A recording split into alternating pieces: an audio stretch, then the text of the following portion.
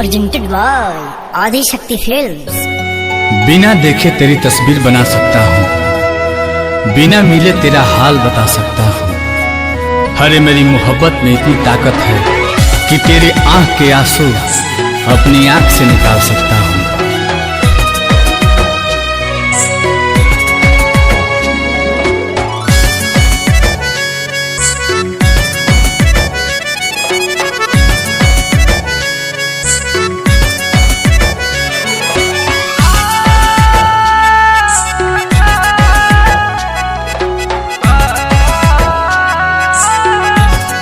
बिछड़ के को पल तोहसे जियल बाटे गवारा हो, कह कैसे उमर भरला सनम करब गुजारा हो।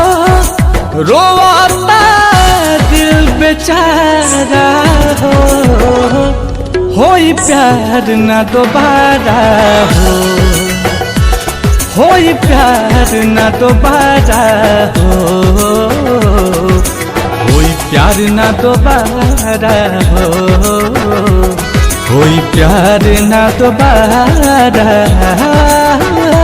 हो।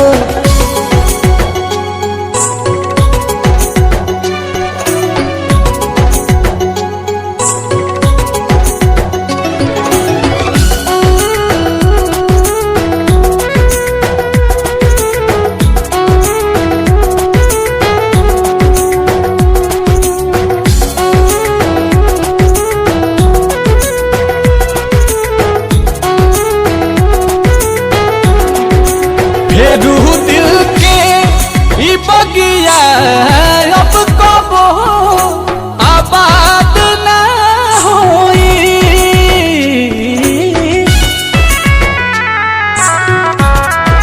सिवा तोहरा रहे ना प्यार कबो तहरा बात न होई।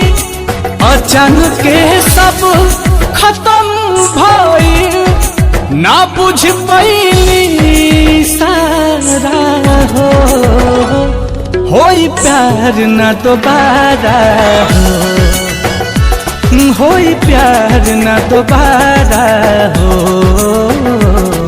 होई प्यार न दोबारा हो, होई प्यार न दोबारा हो।